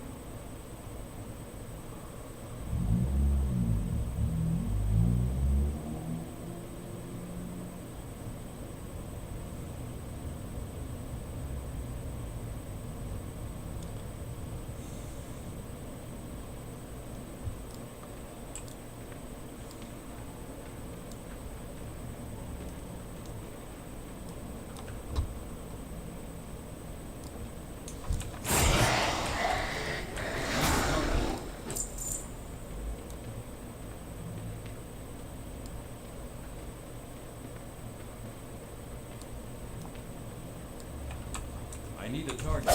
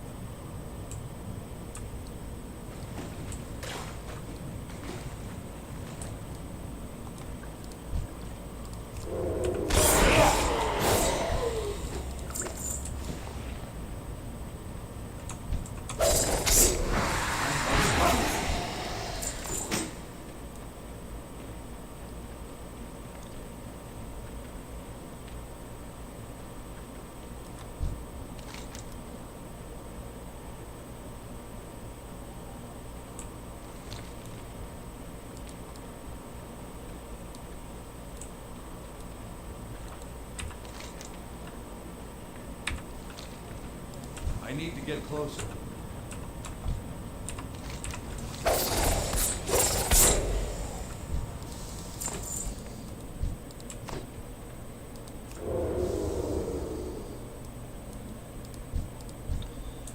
All right. So who's in the mood for lobster bisque? Surf and turf, anybody? Sending you back to Maine.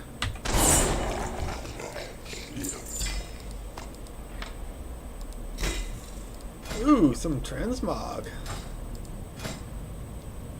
Might go and use crossbows. Not like I ever used crossbows, but there we have that one.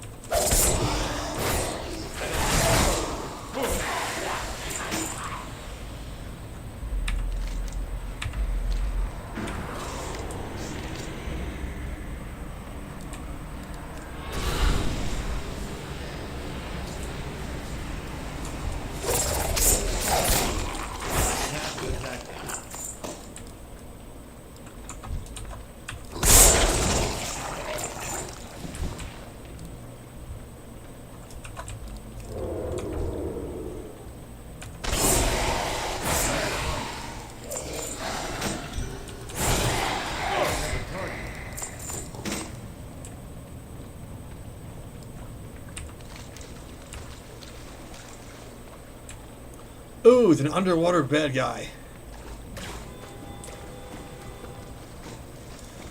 It's the thing for the swamp. It's a living, breathing, giant fungus. Kill it with fire.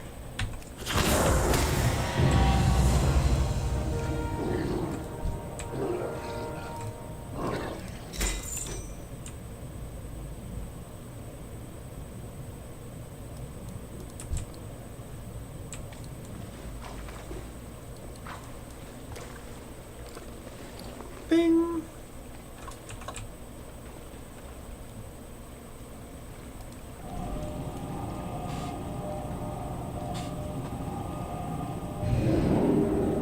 So got that achieved.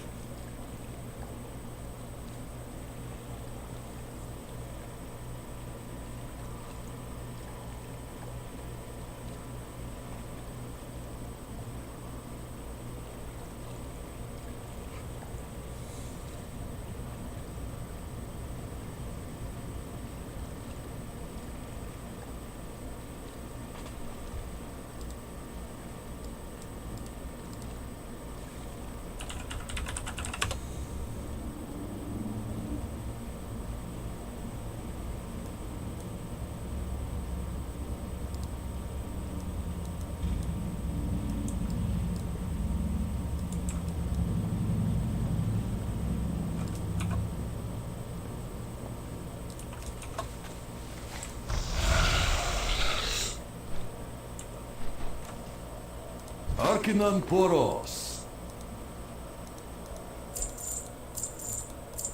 Start by getting rid of all the vendor trash. Don't need that, don't need that. Dionysaka.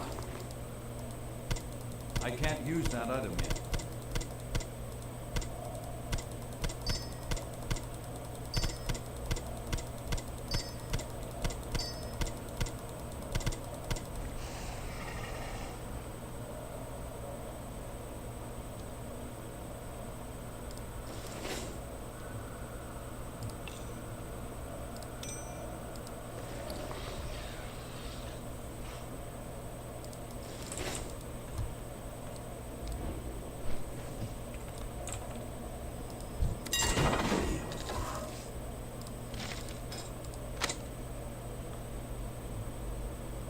Hopefully that sells.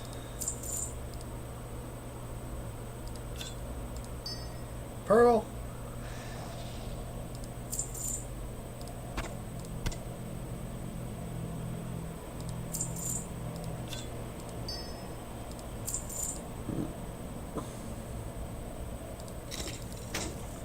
That's soulbound. That's soulbound.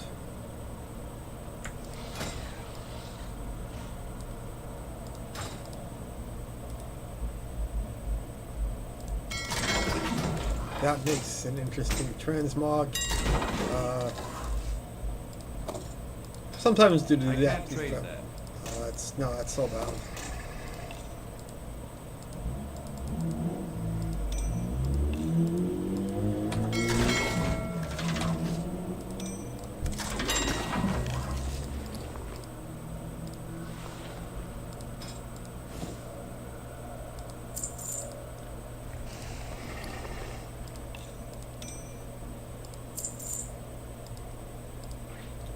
That's bound to me.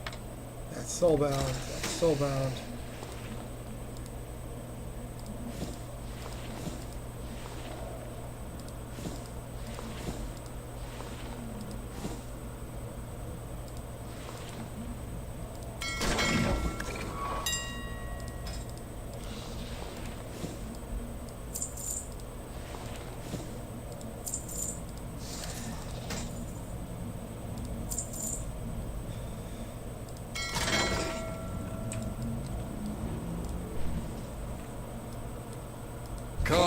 Come, browse my goods. Those are soulbound. You can't disenchant them. And Long they just, life. and they took all like new socket weapons out of the game. So for a couple X packs, you had like kind of they kind of added and took away socket Diablo 2 style weapon sockets.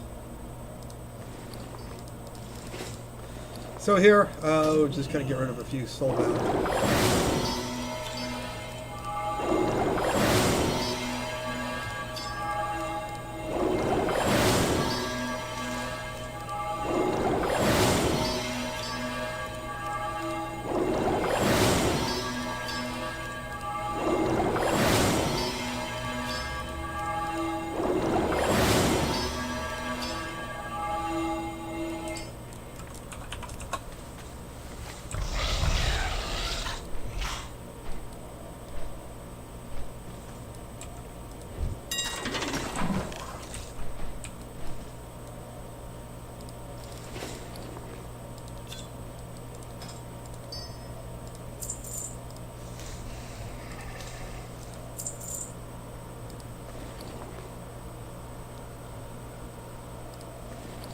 So that's it.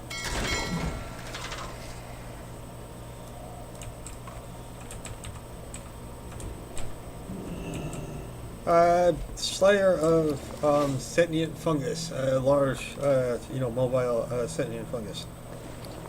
So, actually, I think I'll just stick right here.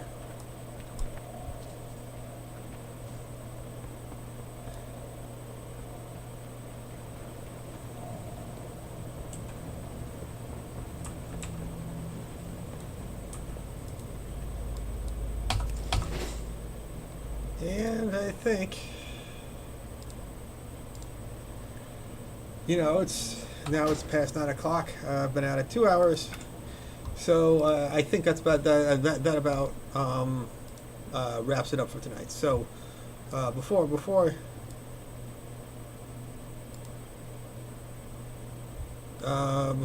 I log off tonight, is there any last questions, comments, or concerns?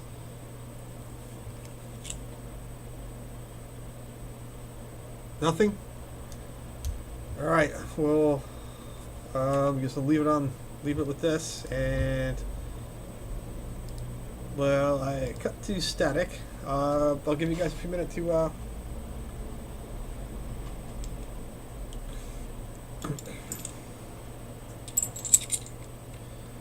and, have a good night, folks. That's gonna be it.